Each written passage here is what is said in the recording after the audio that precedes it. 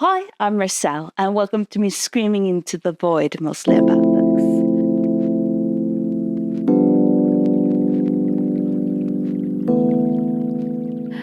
I'm doing a project where I am trying to use my library much more frequently because, well, I realized I'd stopped.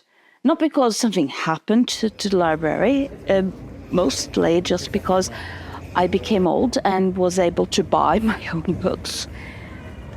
And I missed it. I missed the library. The library is an absolutely fantastic and important institution. So I wanted to create a library challenge to highlight that. So I created 12 prompts based and inspired by what the library can offer us.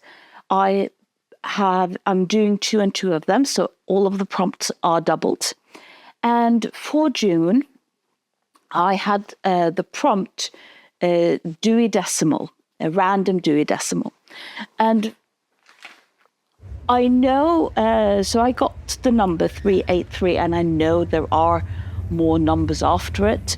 But in the Norwegian Dewey Decimal, I don't know how this works internationally, but in the Norwegian Dewey Decimal, 383 is about communication and specifically sort of the mail system. So it was hard enough to fix something. So I read this book of Arne Eriksen, and this book is like a general hobby person who has just spent some time researching a topic. In this sense, he has researched how the post surface worked in the late 1880s and 1800s up until the Second World War in Norway, and in the sort of middle of, no, it's not middle, in Norway. It's too complicated to explain, to just accept a part of Norway. Yes.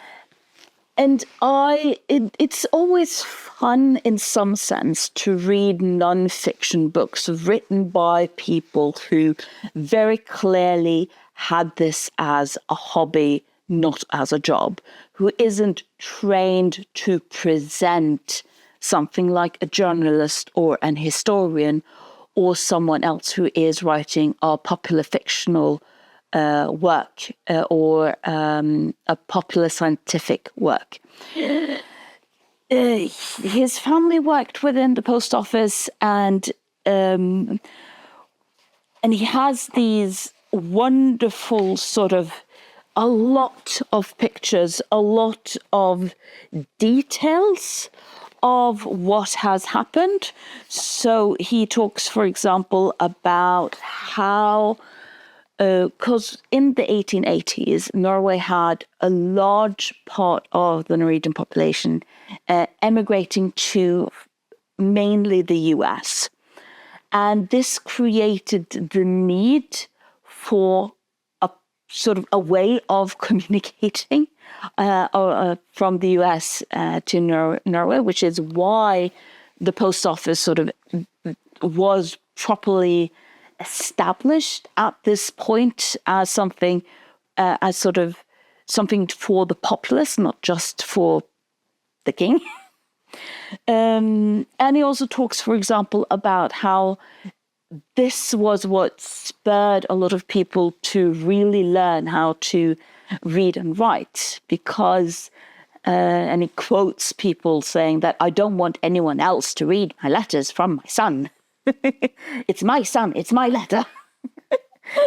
Why not? Why not have that as a motivation to learn and read and write?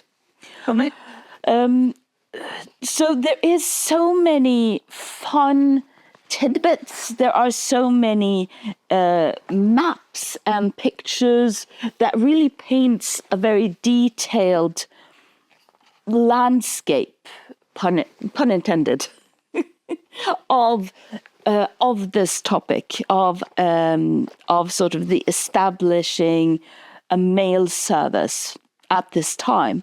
The problem, of course, when this isn't someone who is doing this professionally, who only has this as a form of hobby, is that he doesn't really have a sense of how do we present this as a narrative, as what are the larger sort of themes, what are sort of the historization of it. That means putting all of these fun little tidbits into a context which creates a narrative that makes sense of the tidbits as more than just the tidbits.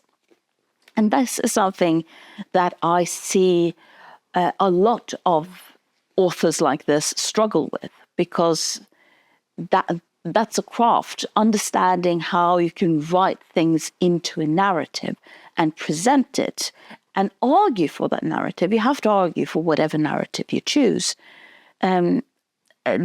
Is a craft, and they don't have that because this is not their job.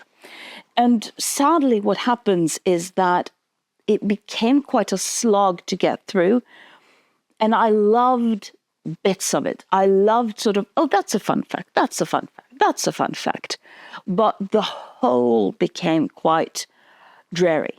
And the whole became quite hard to understand and get through. And I would really love to hear your sort of examples of other books where you're like, oh, this is so interesting as just a set of fun facts, but very clearly someone who doesn't really am able to put it into a larger narrative. Or if you disagree with me, if you sort of think that, no, of course they can put it into a narrative the same way everyone else can. Absolutely give me examples of books that sort of break this convention, or if you disagree with that convention. The second prompt that we did for June, that was to rent a film, and the book that was the inspiration for that film. And for that, I did The Color Purple by Alice Walker. And of course, the film with Whoopi Goldberg, directed by Steven Spielberg. And it's absolutely the same narrative. It's absolutely the story of Celie, who is a young Black person who gets married to a man who abuses her, and then she finds her place in the world. It's absolutely the same story. And I would never say that Steven Spielberg sort of created his own story, because he didn't. But what I enjoyed with it is that Steven Spielberg very clearly highlighted certain things and didn't talk about other things within this book. And I think that changes what you are left with from the story, whether or not you read the book or watch the film. Because the book focuses a lot on her queerness and her queer identity. She is married to a man because that's just what you did at the time. But Celia is very clearly attracted to women, and this attraction to women follows or sends a parallel to her throughout the narrative in how she orientates herself in society. Not necessarily because she is a huge queer icon in one sense.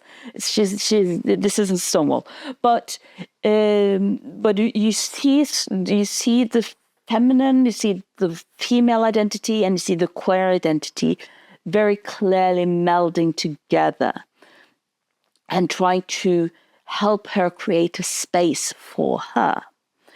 While the Steven Spielberg film focuses much more on the violence and the domestic violence and what sort of, and creates characters out of the men in this book, and creates a narrative in sense of how Seeley's husband in the film is very clearly, very hinted to, was himself abused by his father, and how his son that he had before he married Seeley is his second wife, is mimicking his father, and himself then becoming abusive and going through the journey of trying to break that abuse when he sees that it is impacting his own family. So you're seeing much more of how domestic violence, it can be a result of generational abuse. That is something that you learned and socialized into.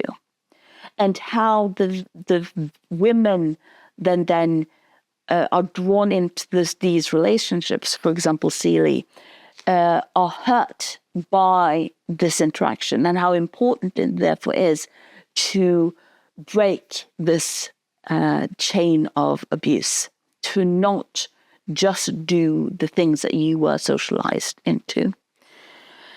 I know that Steven Spielberg got some critique for that focus, and someone sort of talked quite negatively on that take. I could just be an ignorant, stupid Norwegian woman. I thought that he humanized them in a lot of ways, more than I think the book actually did, because he tried to explain that this isn't because these men are evil for the sake of being evil. There is some cultural aspect of it. But the domestic violence is in the book itself. That's not something that Steven Spielberg invented.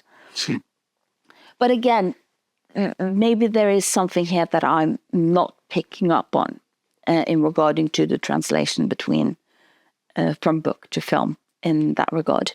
The queerness in the film is virtually non-existent. There is one scene that we very quickly pan away from. But I don't know if that is Steven Spielberg's version for the queer topic, and especially considering that the queerness in the story isn't meant to be titillating. It's very difficult to make it titillating. So I don't know if it's that he just had an aversion to it, or if it just wasn't possible to highlight that part of the book at the time when the film was created, because queerness bad. So that was what I read for my library challenge for June. For July, we are going to do again a random number for Dewey Decimal, and we are also going to do a new book. So in that challenge, I'm going to look at the newly bought books from my library and borrow one of those. So subscribe if you want to stick with me when see that. Tell me, what did you borrow and read from your library last time? And thank you for listening to me screaming into the void.